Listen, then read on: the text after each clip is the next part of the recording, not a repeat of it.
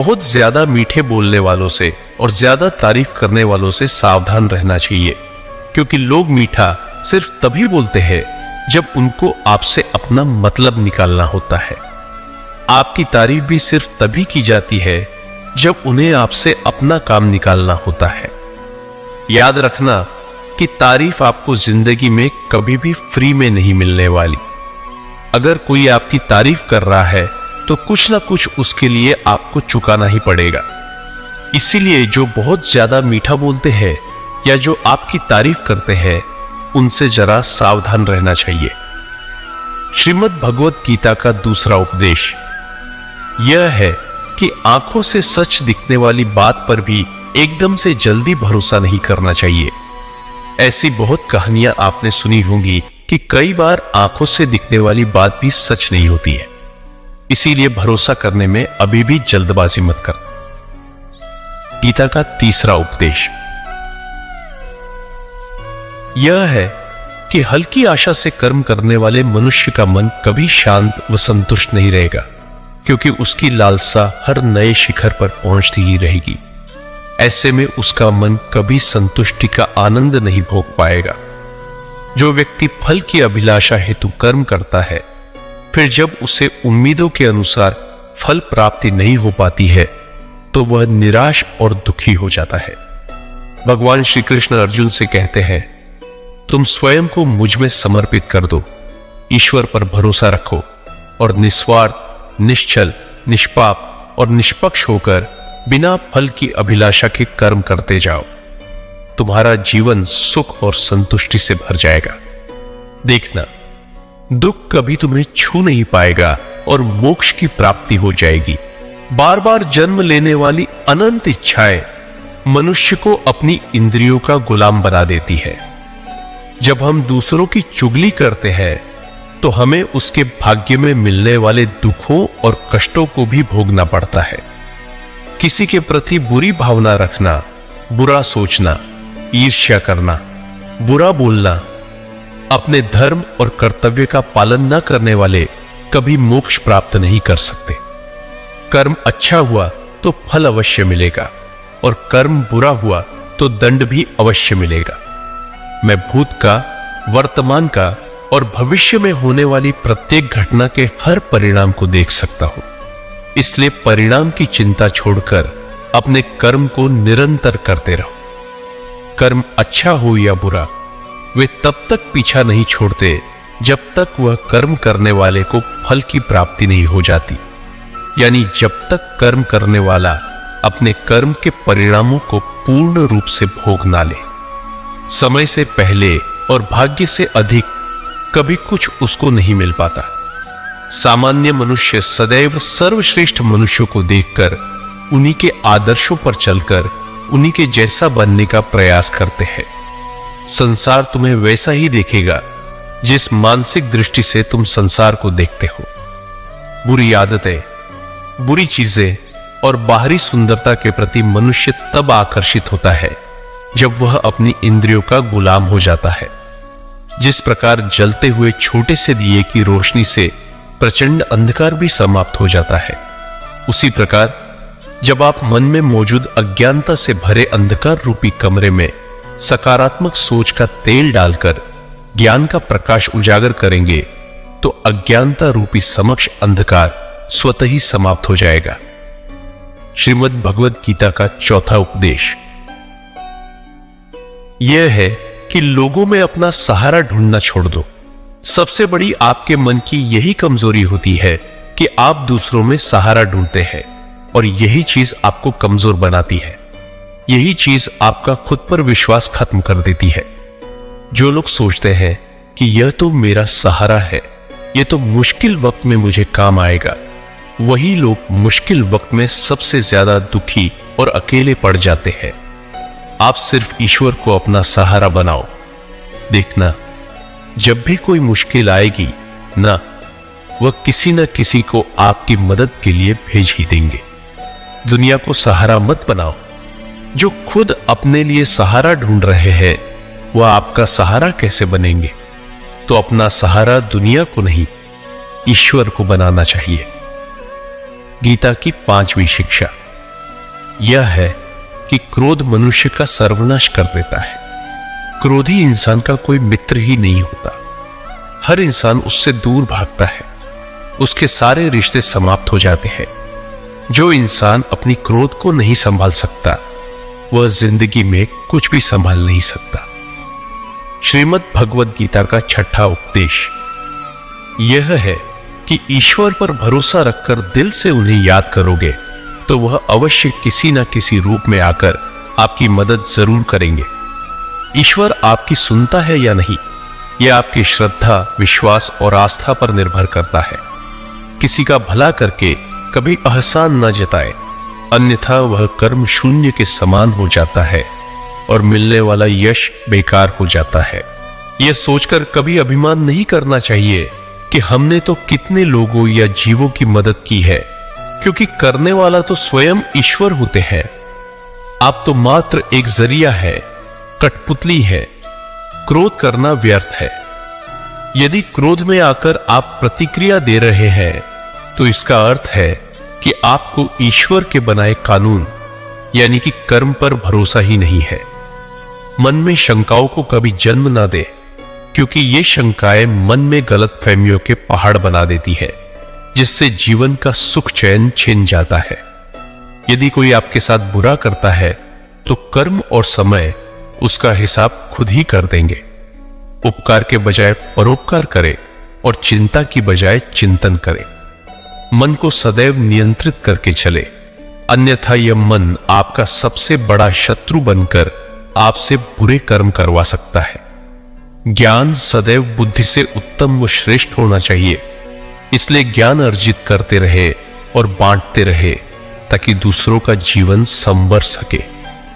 एक ही मनुष्य की हमेशा मदद ना करे जब तक कि वह स्वयं ही काबिल ना हो जाए। जो व्यक्ति फल की आशा हेतु कर्म करता है वह कर्म से ही बंध कर रह जाता है। कोई भी इंसान जन्म से नहीं बल्कि अपने कर्मों से महान बनता है।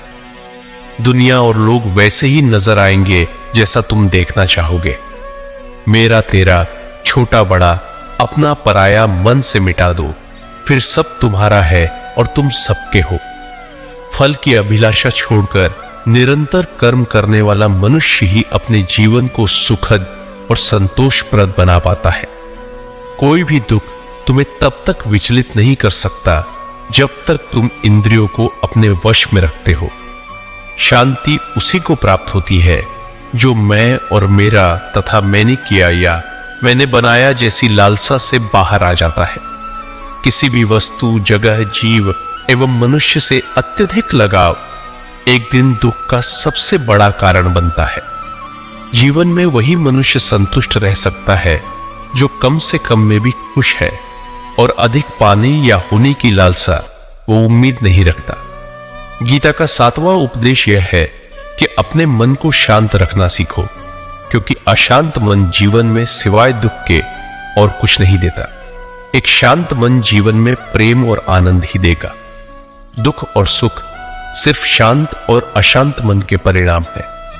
अशांत मन दुख को ही जन्म देता है और शांत मन परमानंद को। गीता का 8वां उपदेश यह है कि किसी से भी हद से ज्यादा लगाव कभी मत रखना। दुर्योधन के पिता धृतराष्ट्र का राजगद्दी से बहुत ज्यादा लगाव था। राजगद्दी के आगे उन्हें कुछ भी दिखाई नहीं देता था और गद्दी के लिए उनका वह हद से ज्यादा लगाव और मोह पूरे राष्ट्र को ले डूबा, अनगिनत लोगों की मौत का कारण बन गया। आप भी जब किसी के पीछे हद से ज्यादा पागल हो जाते हैं तो वो चीज आपको मिले या ना मिले, लेकिन आपकी जिंदगी जरूर खराब कर देती है। से जुड़े। अध्यात्म ज्ञान ही जीवन को सुकून की तरफ ले जा सकता है। लोगों की बातों पर जितना ध्यान देंगे उतना ही आपका खुद पर से विश्वास कम होता जाएगा। इसलिए खुद पर विश्वास कर, खुद के दम पर आगे बढ़ो और स्वयं ही अपना मार्ग तय करो। जीवन में किसी भी पल कुछ भी हो सकता है। जीवन सीमित है, समय व्यर्थ मत करो। बुरे अतीत को याद करके दुखी होने से अच्छा है कि उससे सीख लो और अपने वर्तमान को सुधार कर एक बेहतर भविष्य का निर्माण करो। किस बात को लेकर परेशान हो? कर्म करो और ईश्वर पर भरोसा रखो। क्या होगा क्या नहीं, यह ईश्वर पर छोड़ दो। जितना अधिक पुरुषार्थ करोगे, स्वर्ग का मार्ग उतना ही सरल होगा। स्वयं को ईश्वर के चरणों में सौंप दो। नित्य अच्छे कर्म करो और लोगों की भलाई करो, उन्हें सही राह दिखाओ। एक ज्ञानवान व्यक्ति कभी भी कामुक सुख में आनंद नहीं लेता, इसलिए ज्ञानी बनो। जो हो गया वह अच्छा हुआ, जो हो रहा है वह अच्छा हो रहा है, और जो होगा वह भी अच्छा ही होगा। वेद पुराण पढ़ने का कोई लाभ नहीं जब तक उसमें कई बातों को अपने जीवन में अवतरित ना करे, उनका पालन ना करे। रावण बुद्धिमान अवश्य था, किंतु ज्ञानी नहीं। उसकी अज्ञानता ने उसे क्रोधी, कामुक और अहंकारी बना दी, जो उसकी मृत्यु का सबसे बड़ा कारण बना। मैं सभी प्राणियों को एक समान रूप से देखता हूं, लिए ना कोई कम प्रिय है और ना ही अधिक। वह ज्ञान व्यर्थ है जो सिर्फ तुम तक ही सीमित है। उस ज्ञान का कोई लाभ नहीं जिससे समाज एवं जगत का कल्याण ना किया जा सके। तुम क्यों व्यर्थ में चिंता करते हो? तुम क्यों भयभीत होते हो? कौन तुम्हें मार सकता है? आत्मा ना कभी जन्म लेती है और ना ही इसे कोई मार सकता है। यही जीवन का अंतिम सत्य है। मनुष्य के कर्म ही मनुष्य को ईश्वर के नजदीक लाते हैं या ईश्वर से दूर कर देते। इसलिए हमेशा अच्छे कर्म ही करें। जब जब इस धरती पर पाप, अहंकार और अधर्म चरम सीमा पर होगा, तब तब उसका विनाश कर धर्म की पुनः स्थापना हेतु मैं अवश्य अवतार लेता हूं। जो दान कर्तव्य समझकर बिना किसी सोच के किसी जरूरतमंद व्यक्ति को दिया जाए, वह दान सात्विक माना जाता है। जिसने मन को जीत लिया है, उसने पहले ही परमात्मा को प्राप्त कर लिया है, क्योंकि उसने शांति प्राप्त कर ली है। ऐसे मनुष्य के मन पर सुख दुख, सर्दी गर्मी और मान अपमान का कोई फर्क नहीं पड़ता। जो विद्वान होते हैं वह ना तो जीवन के लिए और ना ही मृत के लिए शोक करते हैं। गृहस्थी व समाज में रहकर परोपकार करना और अपने कर्तव्यों को पूरी निष्ठा से ईमानदारी के साथ निभाना, धर्म का पालन करना भी बड़े तप के समान होता है। गीता का 10वां उपदेश यह है कि इंसान ही आजकल इंसान का दुश्मन हो गया है। चाहे आप बिजनेस में देख लो, चाहे आप रिश्तों में देख लो, किसी भी फील्ड में आप देख लो, इंसान ही इंसान को नुकसान पहुंचा रहा है। इतनी प्रतिस्पर्धा बढ़ गई है, कितनी चोरियां बढ़ रही है, इतना क्राइम बढ़ गया है। शास्त्रों में जो कलयुग के लक्षण लिखे गए हैं कि एक दिन इंसान ही इंसान को खाएगा, वह समय तो आ गया है। इंसान ही तो इंसान को खा रहा है, एक दूसरे का बिजनेस खा रहा है, एक दूसरे की नौकरियां खा रहा है, एक दूसरे की जिंदगी की खुशियां खा रहा है। इंसान जो दुखी है उसे और दुखी करो, जो खुश है उसे परेशान करो। यही तो हो गया है आजकल। कहने को तो सब इंसान है, लेकिन इंसानियत कहीं दिखती ही नहीं। एक सेठ के घर से एक भिखारी निकल रहा था। उसने उस सेठ से कहा, मुझे एक गिलास पानी पिला दीजिए, बहुत प्यास लगी है, बहुत दूर से पैदल चलकर आया हूं, मेरे प्राण निकल रहे हैं। तो सेठ बोला, अभी आदमी नहीं है, आदमी आ जाए तो आपको पानी दे दिया जाएगा। थोड़ी देर बाद उस भिखारी ने सेठ से कहा, आप कृपया करके मुझे एक गिलास पानी पिला दीजिए, मैं चला जाऊंगा, मेरे प्राण निकल रहे हैं और आसपास में किसी का घर भी नहीं दिख रहा। तो उस सेठ ने कहा, मैंने कहा ना कि आदमी आने वाला है, वह आ जाए तो आपको पानी मिल जाएगा।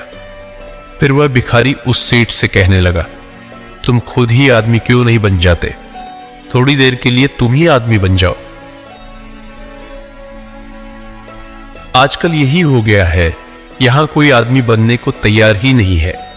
बस लोग एक दूसरे को नोचने में लगे हैं, एक दूसरे का फायदा उठाने में लगे हैं। इसीलिए ही कलयुग को मतलबी युग कहा जाता है कि लोग सिर्फ और सिर्फ एक दूसरे से अपने मतलब से ही जुड़े हुए हैं।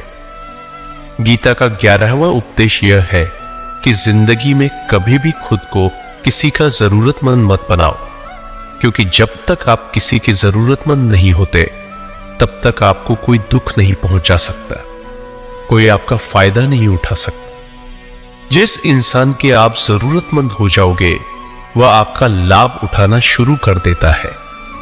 जिस दिन आपने अपने जीवन को किसी का जरूरतमंद बना दिया उसी दिन से आपको उसकी गुलामी करनी पड़ती। औरों की तो छोड़ो, जो लोग अपने नौकरों काम वाली बाइयों के जरूरतमंद हो जाते हैं तो उनका सब कुछ सहना शुरू कर देते हैं, क्योंकि उन्हें पता होता है कि आपका काम उनके बिना चल ही नहीं पाएगा और आप खुद से उतना काम कर नहीं पाएंगे, और दूसरा कोई आपको मिल नहीं रहा तो उनका आपको परेशान करना शुरू हो जाता है।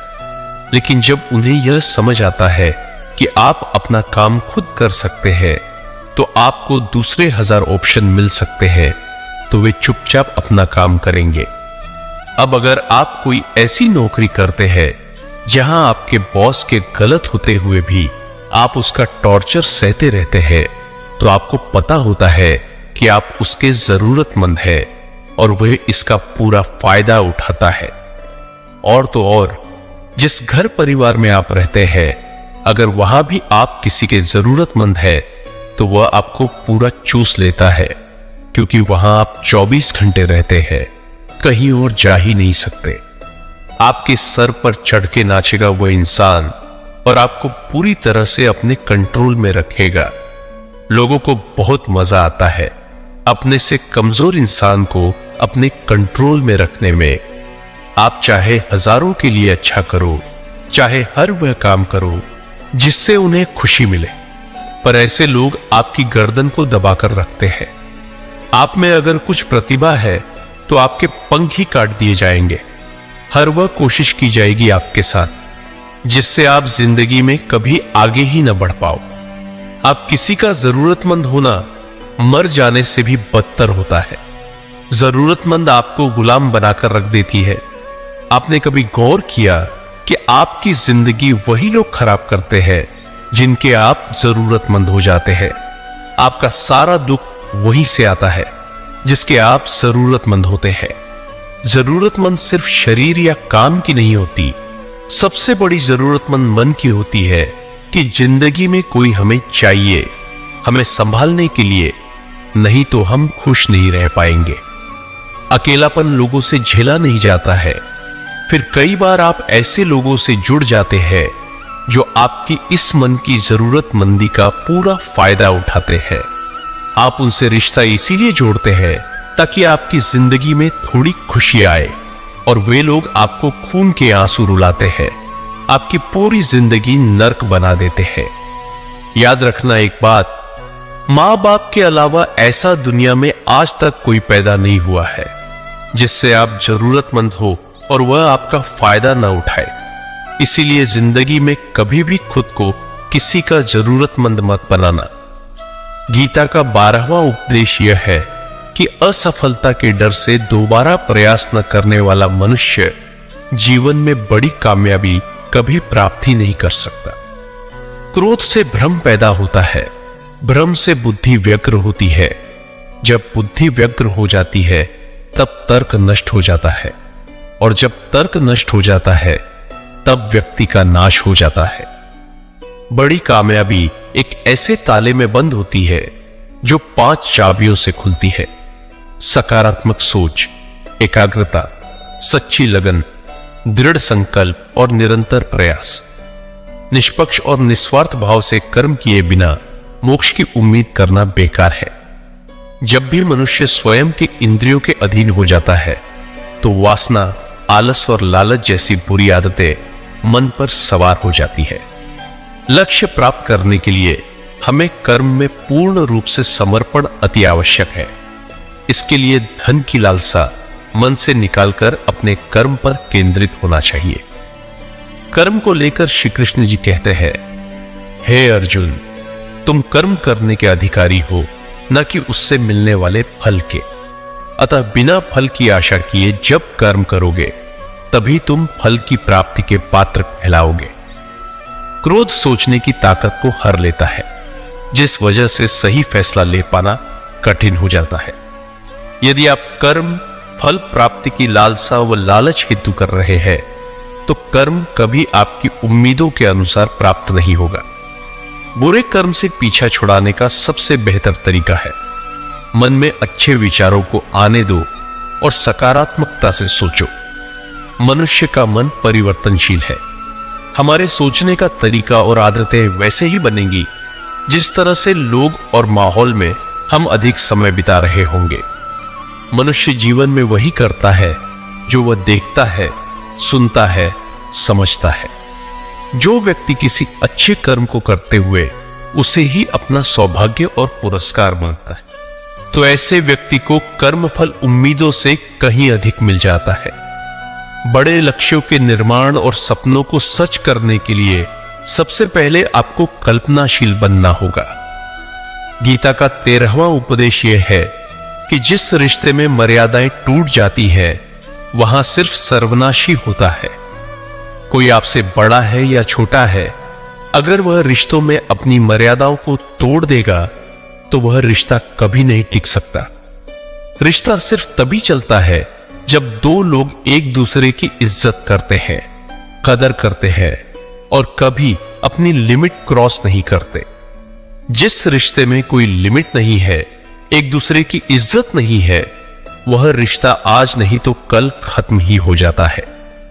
गीता का 14वां उपदेश यह है कि जिस रिश्ते में मर्यादाएं टूट जाती है वहां सिर्फ सर्वनाश ही होता है। कोई आपसे बड़ा है या छोटा है, अगर वह रिश्तों में अपनी मर्यादाओं को तोड़ देगा तो वह रिश्ता कभी नहीं टिक सकता। रिश्ता सिर्फ तभी चलता है जब दो लोग एक दूसरे की इज्जत करते हैं, कदर करते हैं और कभी अपनी लिमिट क्रॉस नहीं करते। जिस रिश्ते में कोई लिमिट नहीं है, एक दूसरे की इज्जत नहीं है, वह रिश्ता आज नहीं तो कल खत्म ही हो जाता है। गीता का 15वां उपदेश यह है कि जो आपके मुंह पर अपनापन दिखाए और आपकी पीठ पीछे आपको नुकसान पहुंचाए, ऐसे लोगों से दूर ही रहना चाहिए। चाणक्य ने कहा है कि ऐसे लोग उस घड़ी की तरह होते हैं जिसके मुंह में तो अमृत लगा है लेकिन जिसके भीतर जहर भरा हुआ होता है। आप जिसे अमृत समझकर पी जाते हैं, वास्तविकता में वह जहर ही होता है। तो ऐसे लोगों को जहर की तरह छोड़ देना चाहिए जो अपनेपन का दिखावा करे और पीछे से हमेशा आपको नुकसान पहुंचाए। गीता का 16वां उपदेश यह है कि अपनी खुशी और अपना दुख हर किसी के आगे जाहिर नहीं करना चाहिए, क्योंकि लोग आपकी खुशी पर नजर लगा देते हैं और आपके दुख में आपकी हंसी उड़ाने लगते हैं। आपकी खुशी से कोई खुश नहीं होता, लोगों को जलन होती है। हर आंसू आंख में लाया न करो, हर जख्म सबको दिखाया न करो। यहां लोग हाथ में नमक ली फिरते हैं, इसलिए अपना हर दर्द सबको दिखाया न करो। लोग तो बैठे ही हैं दुखी इंसान को और दुखी करने, और जो खुश है उसे तकलीफ पहुंचाने के लिए। अपनी मन की हालत अपने तक ही रखो, सिर्फ उसे बताओ जिससे उसे समझने की समझ हो। गीता का 17वां उपदेश यह है कि जीवन में कई बार नया शुरू करने के लिए पुराने को पूरी तरह से मिटाना पड़ता है। श्री कृष्ण से कुंती ने पूछा था कि हे कृष्ण, क्यों तुमने इतना बड़ा महायुद्ध करवा दिया? तो श्री कृष्ण ने बोला कि अधर्म बहुत बढ़ गया था और इस अधर्म का पूरी तरह से नाश करने के लिए, एक नए युग को लाने के लिए पुराने का सर्वनाश करना बहुत जरूरी होता है। जब कोई महल पूरी तरह से भंगार हो जाता है, बहुत पुराना हो जाता है, तो उसे पूरी तरह से तोड़कर फिर से नवनिर्माण होता है। ऐसे ही आपके जीवन में भी अगर आपको कुछ नया करना है तो पुराने को पूरी तरह से मिटाना होगा। गीता का 18वां उपदेश यह है कि जब भी जिंदगी में खुद को अकेला महसूस करो, तब इस सच्चाई को ठीक से समझ लेना कि आप दुनिया में अकेले ही आए थे और अकेले ही जाओगे। वास्तविकता में यहां कोई आपका अपना नहीं है। एक दिन तो जो मां बाप हमें जन्म देते हैं वे भी हमें अकेला छोड़कर चले जाते हैं, तो औरों से तो उम्मीद ही क्या करना। यदि कोई आपका साथ छोड़ दे तो याद रखना कि वह ईश्वर सदा आपके साथ है, वह कभी आपका साथ नहीं छोड़ता। गीता में श्री कृष्ण ने अर्जुन से कहा कि चाहे कोई मनुष्य मुझे माने या ना माने, लेकिन मैं इंसान का साथ कभी नहीं छोड़ता, क्योंकि यह सब मेरी ही संतानें हैं। इंसान को ईश्वर का ही अंश कहा गया है, इसलिए मनुष्य को ईश्वर की संतान कहा जाता है। इसीलिए आपको अकेलेपन से कभी दुखी नहीं होना चाहिए, कभी डरना नहीं चाहिए, बल्कि किसी गलत इंसान के साथ रहने से डरना चाहिए। एक कहावत है कि something is better than nothing, यानी कुछ होना कुछ ना होने से कुछ गुना बेहतर है। लेकिन एक और कहावत है कि nothing is better than nonsense.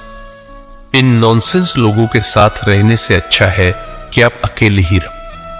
इसीलिए गीता का यह उपदेश हर इंसान के लिए बहुत जरूरी है, जो खुद को अकेला समझकर दुखी हो जाते हैं। इसीलिए अकेलेपन से डरना और दुखी होना छोड़ दो, क्योंकि यहां कोई किसी का नहीं होता। गीता का 19वां उपदेश यह है कि जीवन में कई बार नया शुरू करने के लिए पुराने को पूरी तरह से मिटाना पड़ता है। श्री कृष्ण से कुंती ने पूछा था कि हे कृष्ण, क्यों तुमने इतना बड़ा महायुद्ध करवा दिया? तो श्री कृष्ण ने बोला कि अधर्म बहुत बढ़ गया था और इस अधर्म का पूरी तरह से नाश करने के लिए, एक नए युग को लाने के लिए पुराने का सर्वनाश करना बहुत जरूरी होता है। जब कोई महल पूरी तरह से भंगार हो जाता है, बहुत पुराना हो जाता है, तो उसे पूरी तरह से तोड़कर फिर से नवनिर्माण होता है। ऐसे ही आपके जीवन में भी अगर आपको कुछ नया करना है तो पुराने को पूरी तरह से मिटाना होगा। गीता का 20वां उपदेश यह है कि कभी भी अपने धन, अपने पद और बल का अभिमान नहीं करना चाहिए। दुर्योधन को बहुत अभिमान था कि मेरे पास भीष्म पितामह, द्रोणाचार्य और कर्ण जैसे योद्धा बैठे हैं, तो यह पांडवों को यूं ही मसल कर रख दूंगा। उसे अपने धन का अभिमान था, अपने पद और शक्ति का अभिमान था, लेकिन वही अभिमान एक दिन उसके सर्वनाश का कारण बना। जो लोग अपने पैसे के अहंकार में या शक्ति के अहंकार में दूसरों को नीचा दिखाते हैं, दूसरों को चोट पहुंचाते हैं, एक दिन उनकी वही गलती उनका सर्वनाश कर देती है। इसलिए जीवन में आप चाहे कितने भी सफल हो जाए, कितने भी बड़े इंसान हो जाए, लेकिन उसका अभिमान दूसरों को कभी मत दिखाना। गीता का 21वां उपदेश यह है। श्री कृष्ण अर्जुन से कहते हैं कि हे अर्जुन, मृत्यु जीवन का अटल सत्य है, जिसे कुछ समय के लिए टाला तो जा सकता है, किंतु झूठा साबित नहीं किया जा सकता। और यह शरीर तो किराए के घर की भांति है, जहां हम कुछ समय के मेहमान हैं। शरीर नश्वर है, किंतु आत्मा अमर है। जो होना है उसे कोई टाल नहीं सकता, और जो होना ही नहीं है उसके बारे में शोक व चिंता करके स्वयं की परेशानियां बढ़ाने के ही समान है। जो भी जन्म लेता है उसकी मृत्यु निश्चित है, और मरने वाले का जन्म निश्चित है। इसलिए जो अटल है उसके विषय में तुमको शोक नहीं करना चाहिए। सच्चाई से कभी दूर नहीं भागा जा सकता है, इसलिए सत्य को स्वीकार कर लेने में ही हमारी समझदारी है। झूठ को जानबूझकर सत्य मानकर जीना ही बहुत बड़ी गलतफहमी कहलाती है। स्वयं की व्यक्तिगत सोच गलतफहमियां को भी जन्म दे सकती है, इसलिए स्वयं की व्यक्तिगत सोच को दूसरों पर कभी नहीं थोपना चाहिए।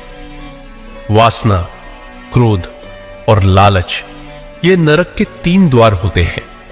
बिना मोक्ष के जन्म मरण के चक्र से छुटकारा नहीं पाया जा सकता। जिस प्रकार अग्नि सोने को परखती है, उसी प्रकार संकटवीर पुरुषों को परखता है। मनुष्य का सबसे बड़ा और सबसे पहला शत्रु या मित्र उसका मन ही होता है। हद से अधिक इच्छाएं जीवन का सुकून छीन लेती हैं।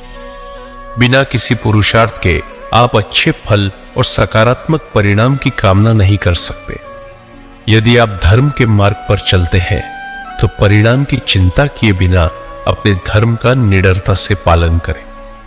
गीता का 22वां उपदेश यह है कि जहां आपके लिए प्रेम और इज्जत नहीं है, वहां कभी मत जाओ। महाभारत का युद्ध शुरू होने से पहले श्री कृष्ण हस्तिनापुर गए थे पांडवों की तरफ से शांति प्रस्ताव लेकर। तब शकुनी ने दुर्योधन से कहा, यह कृष्ण बड़ा मायावी है, अगर यह हमारे पक्ष में आ जाए तो समझ लो पांडव हार ही गए। तो इसकी सेवा कर करके इसको अपने घर आने का निमंत्रण भेजो, इसे खुश करो। जब श्री कृष्ण हस्तिनापुर पहुंचे तो दुर्योधन ने उन्हें अपने घर आने के लिए कहा और श्री कृष्ण से कहा, आप मेरे घर में रहिए, मेरा आतिथ्य स्वीकार कीजिए, मेरे घर में भोजन कीजिए। तो श्री कृष्ण ने दुर्योधन से कहा, दुर्योधन, इंसान को किसी के घर तभी भोजन करना चाहिए, तभी जाना चाहिए, या तो उसे बहुत प्रेम हो या तो हमारे जीवन में कोई बहुत बड़ी आपत्ति आ गई हो। ना तो मेरी जिंदगी में कोई आपत्ति आई है और ना ही तुम्हारा मुझसे कोई प्रेम है, तो तुम्हारे घर तो मैं कभी नहीं आऊंगा। तुम मुझे अपने घर बुला रहे हो सिर्फ और सिर्फ अपना मतलब पूरा करने के लिए, और मतलबी लोगों के घर कभी नहीं जाना चाहिए। इसीलिए इससे हमको ये शिक्षा मिलती है कि जिसके दिल में आपके लिए प्रेम नहीं है, इज्जत नहीं है, वहां आपको कभी नहीं रहना चाहिए। आपको सिर्फ उसी जगह रहना चाहिए जहां आपकी कदर हो, आपको इज्जत मिले और जहां आपको प्रेम मिले। गीता का 23वां उपदेश यह है कि मूर्ख और दुष्ट लोगों को कभी ज्ञान नहीं देना चाहिए। इससे उनके अहंकार को चोट लगती है और वह आपके लिए मन में वैर भाव लेकर बैठ जाते हैं और वक्त आने पर आपको ही नुकसान पहुंचाते हैं। मनुष्य जीवन बहुत दुर्लभ है, इसे व्यर्थ ना जाने दो। जीवन में ऐसे कर्म करो जो आने वाली मानव जाति के लिए प्रेरणा स्रोत बन सके। श्री कृष्ण अर्जुन से कहते हैं कि हे अर्जुन, जो जीवन के मूल्य को जानता हो वह मनुष्य अपने जीवन का मूल्य निर्धारित कर जीवन को एक बड़ा लक्ष्य प्रदान कर पाता है। स्वयं के लिए सर्वश्रेष्ठ बनो। आपका मूल्य समझकर दुनिया एक दिन आपका सम्मान करेगी। जीवन न तो भविष्य में है न अतीत में, जीवन तो इसी क्षण में है, इसलिए वर्तमान को खुश होकर जियो। श्री कृष्ण अर्जुन से कहते हैं कि हे अर्जुन, तुम्हारे तथा मेरे अनेक जन्म हो चुके हैं, मुझे तो वह सब जन्म याद है, लेकिन तुम्हें नहीं। खुद को जीवन के योग्य बनाना ही सफलता और सुख का एकमात्र मार्ग है। ईश्वर आपके जीवन को सुधारने संवारने हेतु अनेक कर्म करने के मौके देता है, किंतु मनुष्य अपनी इंद्रियों के अधीन रहकर उन मौकों का सही लाभ नहीं उठा पाता है। अच्छे कर्म करने के मौके कभी ना छोड़ो। कर्म करो फल की लालसा छोड़कर। कर्म करने वाला मनुष्य ही अपने जीवन को सफल बना पाता है। बुरे कर्मों के बाद जिंदगी भर कितने भी अच्छे कर्म कर लो, किंतु बुरे कर्मों का फल अवश्य ही मिलकर रहेगा। श्री कृष्ण अर्जुन से कहते हैं, हे अर्जुन, एक सच्चा योगी अपने कर्म फल की इच्छा किए बिना कर्म को धर्म समझकर पूरी निष्ठा से करता है। जो मनुष्य ना तो कर्म फल की इच्छा करता है और ना ही कर्म फलों से घृणा करता है, वह सन्यासी जाना जाता है। जीवन में किसी भी मुकाम को प्राप्त किया जा सकता है जब मनुष्य अपने मन पर नियंत्रण और खुद पर विश्वास रखकर आगे बढ़े। निर्बलता अवश्य ईश्वर देता है, किंतु मर्यादा मनुष्य का मन ही निर्मित करता है। गीता का 24वां उपदेश यह है कि आप चाहे कितने भी अच्छे हो, लेकिन अगर बुरे लोगों के साथ रहोगे तो आपका भी वही हाल होगा जो बुरे लोगों का होता है। भीष्म पितामह एक ब्रह्मचारी थे, धर्मात्मा थे, लेकिन वह अधर्म के पक्ष में खड़े हो गए। द्रोणाचार्य भी एक ब्राह्मण थे, लेकिन वह अधर्म के पक्ष में खड़े हो गए, तो अंत में उनका वही हाल हुआ जो एक अधर्मी इंसान का होता है। उनको मृत्यु के समय भयानक पीड़ा का सामना करना पड़ा। इसीलिए गलत संग में कभी नहीं रहना चाहिए, क्योंकि कई बार आपको उनके संग में रहने की वजह से उनके ही कर्मों की सजा मिलने लगती है। फिर आपको समझ नहीं आता कि मैंने तो कुछ किया भी नहीं, मैं तो खाली उनके साथ रहता हूं, मुझे दुख क्यों मिला? बुरे लोगों का संग आपकी जिंदगी में कभी खुशी नहीं लाएगा, इसलिए हमेशा अच्छे संग में रहना चाहिए। गीता का 25वां उपदेश यह है कि जो दूसरों के साथ छल करता है उसका अंत बहुत बुरा होता है।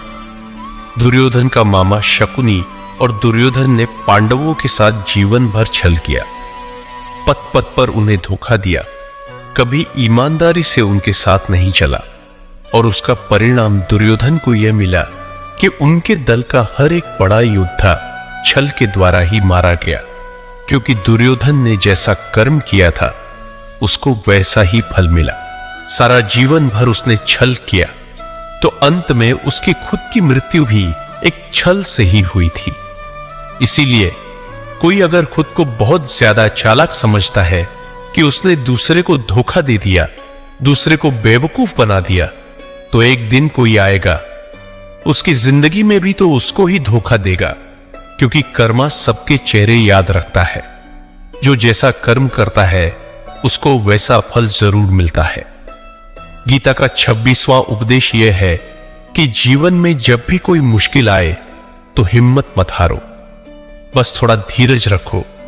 जो लोग मुश्किल वक्त में खुद को थोड़ा संभाल कर धीरज रखते हैं वह हर मुश्किल को आसानी से पार कर जाते हैं। एक राजा अपने गुरुजी के पास गया और उसने गुरुजी से जाकर बोला कि बाउनी मुझे फंस जाए। वैसे तो राज्य में हर प्रकार की खुशहाली है, पर वक्त का कोई भरोसा नहीं है। अगर कभी जिंदगी में कोई मुश्किल वक्त आए, कोई बुरा वक्त आए, तो उस वक्त के लिए मुझे कोई मंत्र दीजिए, कोई शिक्षा दीजिए, कोई उपदेश दीजिए कि उस बुरे वक्त से कैसे बाहर निकलना है।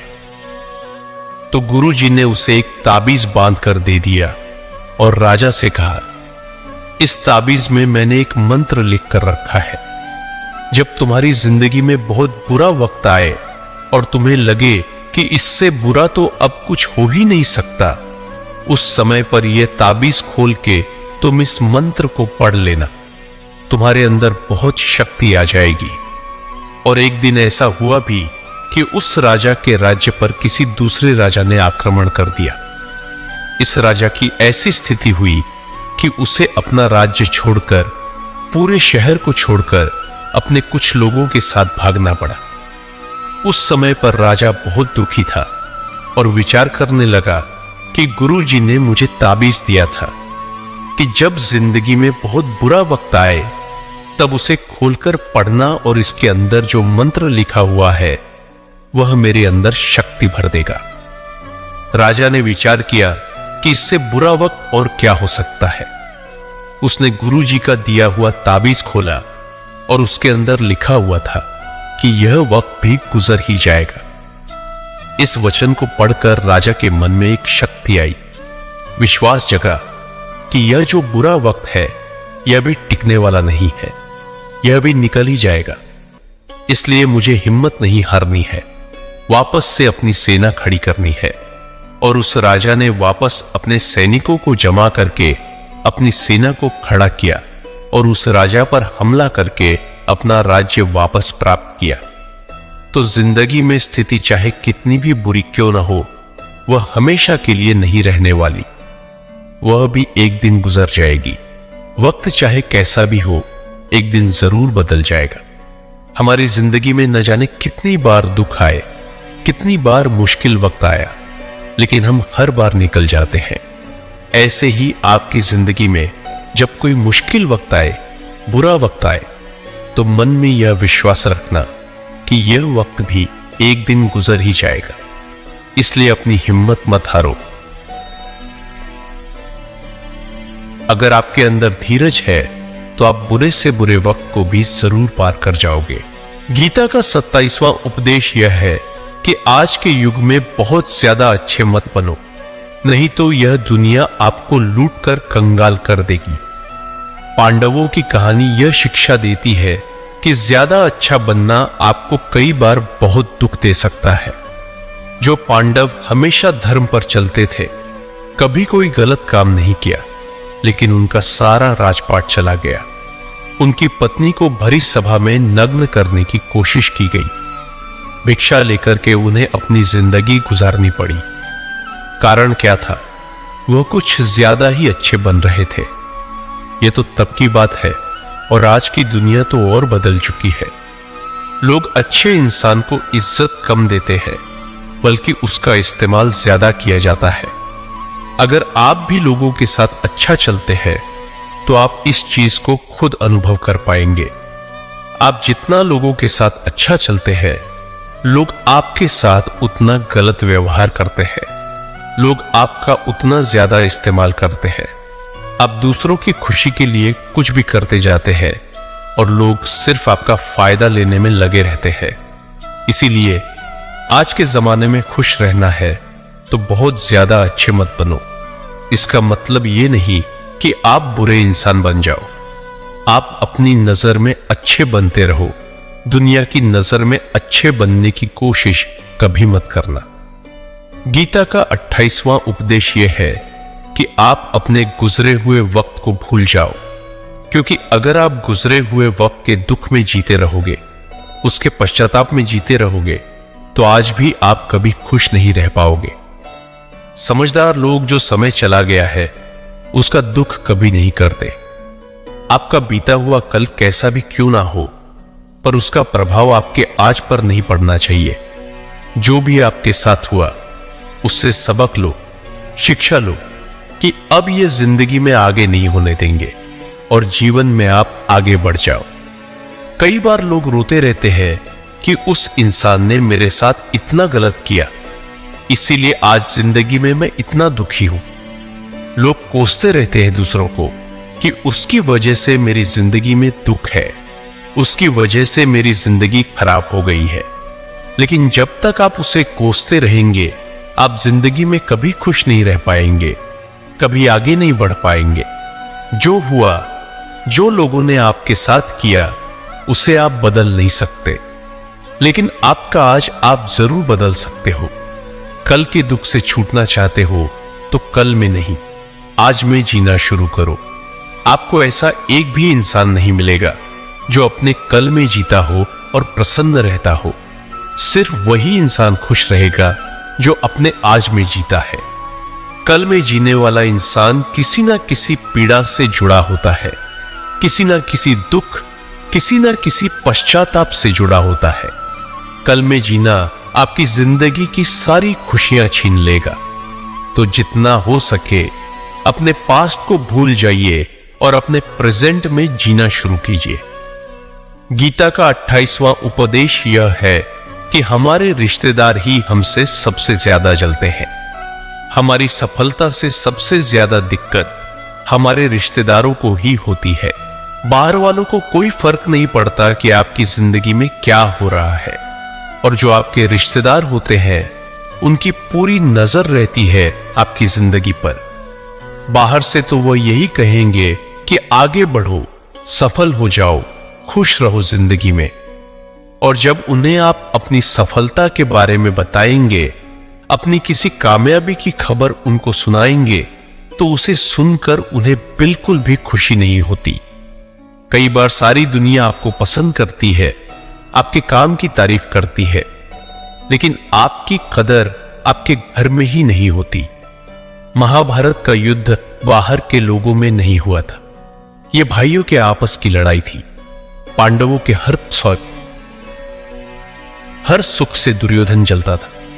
जब भी पांडव किसी काम में सफल होते थे, उसे बिल्कुल भी बर्दाश्त नहीं होता था। दुर्योधन हर कोशिश करता था पांडवों को नीचा गिराने का, जितना हो सके उन्हें दुखी करने का। और वही भाइयों की आपसी जलन महाभारत के युद्ध की वजह से हुई, जिसमें न जाने कितने अनगिनत लोग मारे गए। बाहर वाले को क्या फर्क पड़ता है कि आप कैसी जिंदगी जीते हैं, लेकिन ये जो रिश्तेदार होते हैं, ये जो करीबी लोग होते हैं, मजाल जो इन्हें आपकी खुशी बर्दाश्त हो जाए। सबसे खतरनाक होते हैं ये लोग, क्योंकि ये बाहर से बहुत मीठा चलते हैं, आपको अच्छे अच्छे शब्द कहते हैं, लेकिन आपके पीठ पीछे ये आपसे जरा भी खुश नहीं होते। तो इसीलिए किसी को भी अपना समझने से पहले आप ये जरूर चेक कर ले कि वह सच में आपका अपना है या सिर्फ अपनेपन का दिखावा हो रहा है। गीता का 29वां उपदेश यह है कि जो इंसान आपको बार बार चोट पहुंचाए उसे कभी माफ नहीं करना चाहिए। युधिष्ठिर ने दुर्योधन को बार बार माफ किया और उसका परिणाम यह हुआ कि उन्हें अपनी जिंदगी में बहुत बड़े दुखों का सामना करना पड़ा।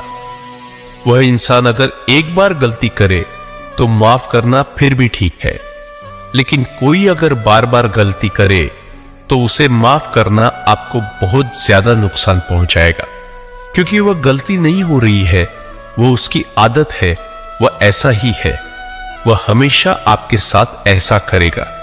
तो बहुत ज्यादा दयालु मत बनो। किसी को माफ करने में और बेवकूफ बनने में बहुत बड़ा अंतर होता है। किसी को अगर एक बार आप माफ भी कर रहे हो तो उस इंसान से आप जरूर सावधान रहना। कहते हैं आजमाए हुए को फिर आजमाना मिट्टी मुंह में डालने के बराबर होता है। जिससे धोखा खाया है, जिससे आपको तकलीफ मिली है, उस पर भरोसा गलती से भी मत करना। तो माफ उतना ही करो जितने में आप बेवकूफ ना लगो। गीता का 29वां उपदेश यह है कि जब कोई आपके साथ धोखा या छल करे तो उसको कोसना या दुखी होना छोड़ दो, बल्कि उससे शिक्षा लो कि लोग असलियत में वैसे नहीं होते जैसा आप उन्हें समझ लेते हैं। यहां पर लोग अपने मुंह पर मुखौटा लगाकर घूमते हैं। यहां हर इंसान खुद को अच्छा दिखाने की कोशिश करता है, अच्छा बनने की कोशिश कोई नहीं करता। आप किसी के साथ थोड़ा गलत व्यवहार करके तो देखो, उसका असली रंग सामने आ जाएगा। या फिर जब आपकी जिंदगी में कुछ मुश्किल वक्त आएगा तो भी आपको उसका असली रंग देखने को मिल जाएगा। इसीलिए किसी पर भी जल्दी भरोसा नहीं करना चाहिए। किसी से भी इतनी उम्मीद नहीं लगानी चाहिए कि बाद में हमारा दिल ही टूट जाए, क्योंकि दुनिया के लोग ना कभी किसी के हुए हैं और ना कभी किसी के होंगे। अपना दिल उस ईश्वर को समर्पित कर दो, फिर देखना आपका दिल कोई नहीं दुखा पाएगा। श्री कृष्ण ने अर्जुन से गीता के 12वें अध्याय भक्ति योग में कहा है कि हे अर्जुन, अपना मन, अपनी बुद्धि, अपना दिल सिर्फ उसमें लगा दे, फिर देखना तेरा दिल कोई नहीं दुखा पाएगा, कोई तेरा दिल नहीं तोड़ पाएगा। याद रखना, इस दुनिया में आप जिससे भी सबसे ज्यादा दिल लगाओगे, सबसे ज्यादा दुख भी आपको वही इंसान देगा, क्योंकि इस दुनिया में दिल की कोई कदर नहीं है, भावनाओं की कोई कदर नहीं। कदर होती है बस मतलब की, फायदे की, कि आपसे किसी का क्या फायदा हो सकता है। जब तक आपसे लोगों का मतलब है, तब तक सब लोग आपसे अच्छा चलते हैं। जैसे ही उनका मतलब खत्म हो जाता है, वैसे ही उनका बात करने का तरीका भी बदल जाता है। इसीलिए जब आप किसी से नया नया मिलते हैं तो उस पर यकीन मत करिए। वह सिर्फ एक मुखौटा है आपको दिखाने के लिए, आपको फंसाने के लिए। अब यह आप पर निर्भर करता है कि आप उसमें फंसते हैं या अपनी समझ से काम लेते हैं। गीता का 30वां उपदेश यह है कि डर धारण करने से भविष्य के दुख का निवारण नहीं होता है। डर से चिंताएं तो बढ़ती हैं, जो मन का सुख चैन सभी छीन लेती है। किसका डर है तुम्हें? कौन तुम्हें मार सकता है? तुम शरीर नहीं हो। शरीर तो तुम्हारा मात्र एक साधन है अपने कर्मों को सिद्ध करने का। तुम एक आत्मा हो जो कि अमर है। तुम युगों से अनेकों शरीर धारण करते आए हो। अब मानव शरीर तुम्हें प्राप्त हुआ। अपने कर्म को सिद्ध करके जीवन का मात्र उद्देश्य परोपकार करना है, जरूरतमंद की निस्वार्थ मदद करना है। जो व्यक्ति निरंतर और अविचल भाव से भगवान के रूप में मेरा स्मरण करता है, वह मुझको अवश्य ही पा लेता है। कोई व्यक्ति मेरे अस्तित्व को नकारे, उससे मुझे कोई फर्क नहीं पड़ता है। बस वह मनुष्य दिल का साफ और कर्म का नेक, ईमानदार और भला मनुष्य होना चाहिए। मैं श्रद्धा भाव का भूखा हूं। अगर कोई प्रेम और भक्ति के साथ मुझे पत्र, फूल, फल या जल प्रदान करता है तो मैं उसे स्वीकार करता हूं, अन्यथा 56 भोग भी मेरे लिए तुच्छ है। निस्वार्थ भाव से किसी की मदद करना, सेवा समझकर दान पुण्य करना, निष्पक्ष होकर निर्णय करना, कर्म करना, ये तमाम कर्म मेरी भक्ति करने के समान ही है। ऐसे मनुष्य मुझे अति प्रिय होते हैं। प्रेम उसी से करो जो आपके प्रेम के लायक हो। जिसे आपके प्रेम की कदर नहीं, उससे जितना दूर रहो उतना अच्छा होता है। आजकल लोग कहते हैं कि सबसे ज्यादा पीड़ा प्रेम देता है। लोगों ने प्रेम जैसी पवित्र चीज को गंदा कर दिया है, जहर बना दिया है। सबसे ज्यादा लोग एक दूसरे को प्रेम और भरोसे के नाम पर ही लूटते हैं। अगर आपका किसी से प्रेम नहीं है तो वह आपकी भावनाओं को चोट पहुंचा ही नहीं सकता। संबंध चाहे जो भी हो, हद से ज्यादा किसी से प्रेम करोगे और अगर वह उसके लायक नहीं तो सिवाय दुख के और कुछ नहीं मिलेगा। वास्तविकता में प्रेम पीड़ा नहीं देता, बल्कि ऐसे इंसान से प्रेम करना पीड़ा देता है जिसे आपके प्रेम की कद्र नहीं है। तो प्रेम सिर्फ उसी इंसान से करो जिसे आपके प्रेम की कद्र है। जहां आपको यह एहसास हो जाए कि आपके प्रेम की, आपकी भावनाओं की कद्र तक नहीं है, वहां से आप कृपया करके खुद को दूर ही रखें। दोस्तों, अगर आपने भगवान श्री कृष्ण द्वारा दिए गए इन विचारों से कुछ भी ज्ञान की बात सीखी हो तो कमेंट में जय श्री राधे कृष्ण अवश्य लिख दीजिए।